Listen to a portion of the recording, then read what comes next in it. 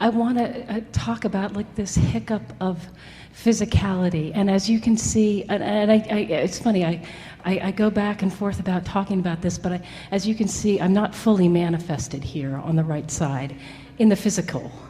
And I wasn't. It's an odd way of saying that. What's that? There's an odd way of saying that. Well, that. and I put it that way because I'm going to talk about the mechanics of the mundane and the A to B of the mundane because what you've come to talk about and know about and teach about is that when you look at a perfectly magnificent beingness and you focus upon something that you deem to call incomplete or not yet manifested, it is really what we're talking about all day here, isn't it? It's talking about needing or wanting something to be different than it is before the vibrational alignment is complete. And when you're able to accomplish the vibrational alignment anyway, then there is no hindrance that is significant enough to keep you from anything that you want. So it was a birth gift, not a birth defect. I totally get that. Yeah. Totally get that. Yeah. But there's a hiccup, and I think it's a family history hiccup. And I remember you just saying something about how we can't. And I always think about this too. I always use this. You can't get sick enough, or you don't say to yourself in the morning, "Well, I'm going to be not well today," or "I'm not going to vibe good today because there's an abundance shortage. There's a shortage in this consciousness that I'm buying into." And I would say, actually, I do think I do that. I think I'd say, because I think our family, my Catholic guilt family, we sort of dole out how much joy we can and is fair for each of us to have. And I always feel, can I get a witness on that one? And heaven forbid that you be too happy. Right. Oh my gosh. You know, I mean, it's especially in the midst of others who are not happy, right. As if you could take some of your happiness and just hand it to them. And if I do, I always screw up anyway. So of course, because you're focused in a way that deprives you. So you know everything we know. So what are we talking about? Well, we're talking about the fact that I think going from point A to point B in the morning, for example, making an egg and having to clean up the egg and the frying pan and put it back and all the time that it takes to do all those things is keeping me from I'm always vacuuming my upstairs. Here's the thing. And we know that this is a really powerful thing for you to acknowledge, that is all part of all of this. Yeah. Most humans put all of their eggs in the basket of action. Most believe in action.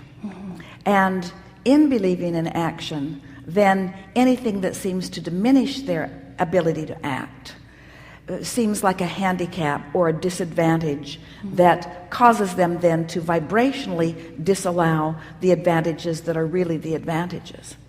So we go back to something that we've said already a few times today, that one who's connected to the stream is more powerful than millions who are not, that there is a leverage in alignment that far more than compensates for. Most people are spending the majority of their action cleaning up the messes that they've made with their vibration. Right. So when you have the mindset that it's not about action anyway, that it's about alignment, and that the cooperative components will, as Esther was moving furniture around, she purchased furniture, and it's been in the center building in Texas, which is the small meeting room where they're going to begin to hold some special subject seminars.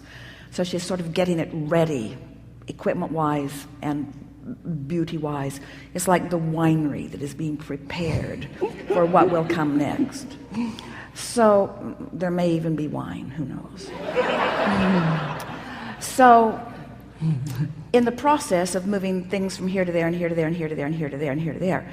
A lot of very heavy pieces, and some of it coming into Esther's house, which means some of it had to go out of her house, which meant some of it had to go to Tracy's house, which meant some of it had to come out of Tracy's house.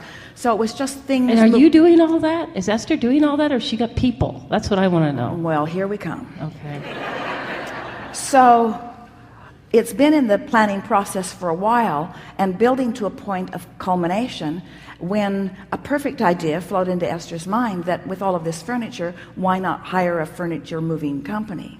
Someone who has trucks and dollies and very strong muscles.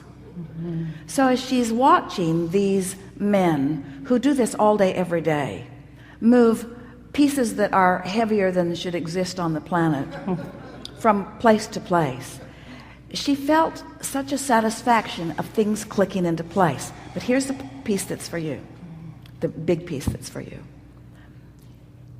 If she had not spent a fair amount of time in witness to the heaviness of these pieces and the problem in moving them from place to place, then when the solution came, it would not have settled in such a triumphant way. Now, the solution couldn't come until she put it out of her mind and just said, we don't have to deal with this. But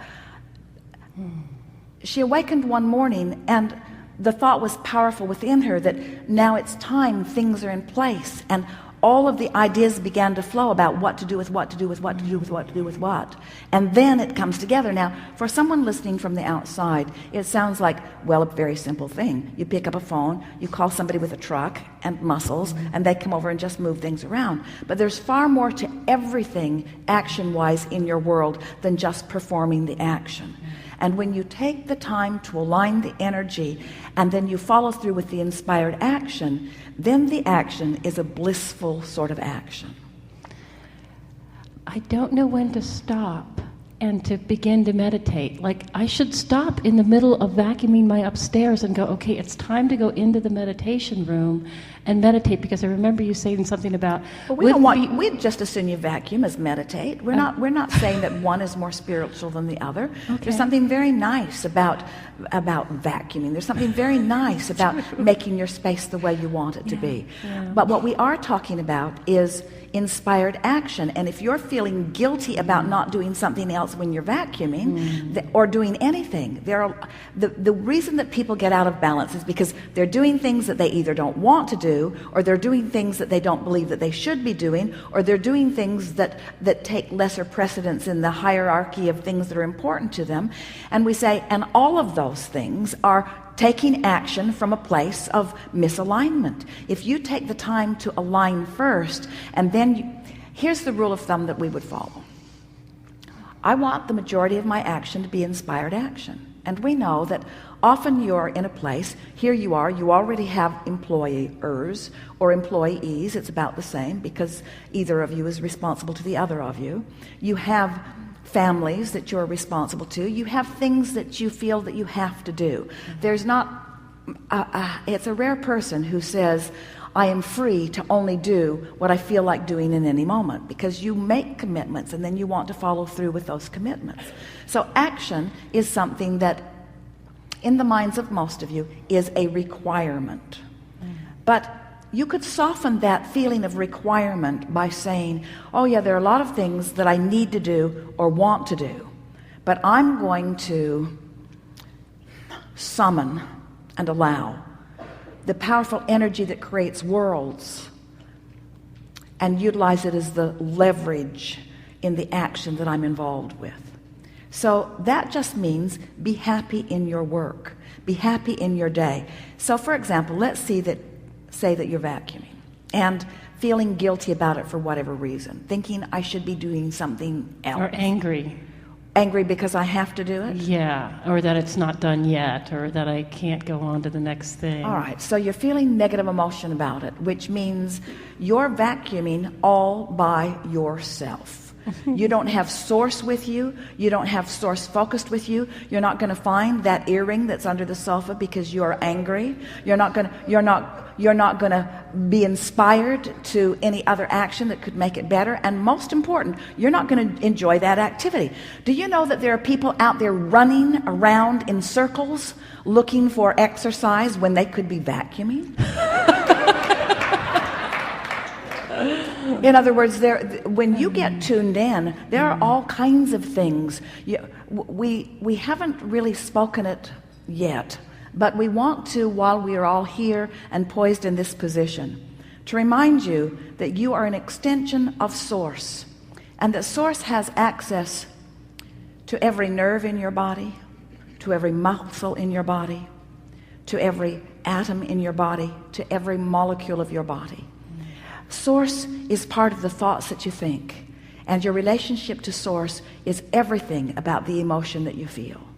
And when you allow yourself to tune to the frequency of Source, there can be a dance in vacuuming that is delicious to experience. Now, we're not really, this isn't a seminar on vacuuming. It's a seminar on whatever you're doing, do it in combination with Source and feel the fullness of who you are in that moment. You're always setting priorities. There are always things that there will be a continuing stream of new impulses that will come to you. And it may very well come to the place or juncture where vacuuming will feel like something that you should delegate to someone else while you do something else. But we want to say to you, there are no wrong activities. There is nothing that you should not be doing. People are wrestling Esther to the ground constantly because she applies herself many hours of every day in her work. And people all around her are saying, can't you delegate that? Can't you delegate that? Can't you delegate that? And every now and again, she wants to just throw a little fit and say, I don't want to delegate that. There are things that I really like to do. My inner being and I, me, myself, and I, my inner being and Jerry and I, Abraham and Jerry and I, there are all kinds of things that we like to do that of course we could delegate to someone else, but we do what we want to do, what we feel like doing. That's the way you want it to be. There is this shortage consciousness, and it's valid in many regards, that goes like this. If you have more to do, or more that you believe that you need to do than the given time will allow, given the circumstances, then there's an out of balance that happens. Our friend earlier was talking about feeling overwhelmed. You can feel overwhelmed if you've got more bills than you have money. You can feel overwhelmed if you've got more food than you do space in your stomach. You can feel overwhelmed if you have more to do than time will allow. But it is your job to bring yourself into alignment. And it's not through action, it's through energy. It's through going general, going general, going general, going general. So when you're vacuuming and you're feeling frustration, you have two choices. You can either stop, which we would encourage, or you can be happy about vacuuming, which we would encourage, but we would never encourage continuing to do any task while you feel negative emotion. The negative emotion means this is wrong-headed. The negative emotion means your inner being wants to vacuum with you, and your inner being is enjoying this experience, but you are focused upon it in a way that you are depriving yourself of the benefit of that enjoyment. And we're happy to have the conversation applied to the subject of vacuuming, because this conversation applies to every subject in the world, you see. And actually, I do love vacuuming. You know, I actually like vacuuming. What's not to love about it? Right. Things are beautiful immediately. It's wonderful. It's What's such a not payoff. to love about it? It freshens things. It makes things look better. It's an opportunity to move your body. It's an opportunity to meditate, because the motion of it and the sound of it sort of blocks everything else out. It gives you an opportunity to move into your own world. It gives you an opportunity to become a vibrational match, not only to the vacuum, but to who you really are. I think it's when it's like what the fellow was talking about, that gut experience where it's like, oh crap, I'm angry. You know, wait, I wasn't angry, but now, oh crap, I am. And it's because I feel like I should be doesn't matter. doing seminars or something, you know. I should be doing something more important. Right. But you could say, vacuuming is the ultimate law of attraction experience.